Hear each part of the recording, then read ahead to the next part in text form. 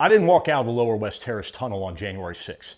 My heart stopped, I collapsed, and I was dragged out by fellow officers who refused to leave me behind.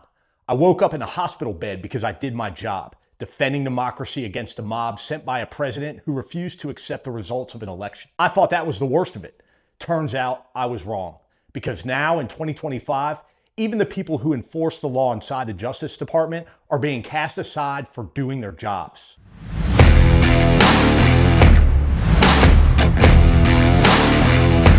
Let me tell you about Michael Gordon. He was a career federal prosecutor, rated outstanding in his performance reviews.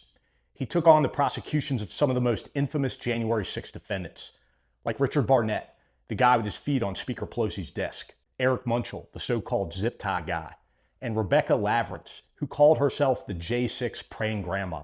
On June 27th, Gordon was preparing a witness for trial when an administrator walked into his office.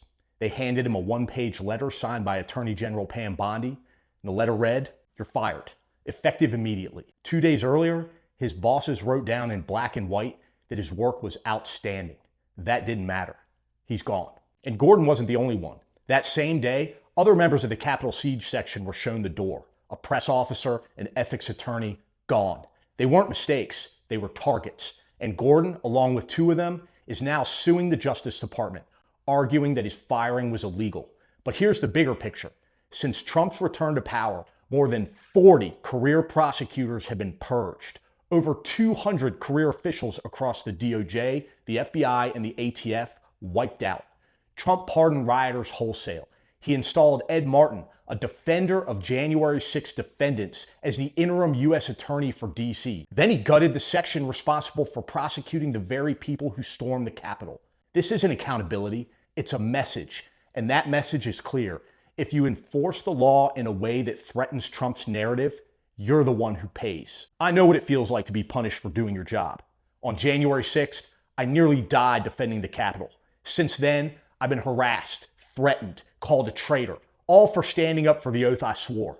Now, I see Michael Gordon, a prosecutor who stood up for the law, thrown into the same pile. Another American cast aside for refusing to bend the knee. The list is already too long.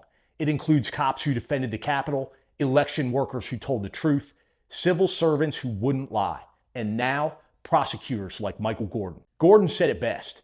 "I didn't lose my job for breaking the law. I lost it for enforcing it." We're not teetering on the edge of authoritarianism. We're already living in the nightmare.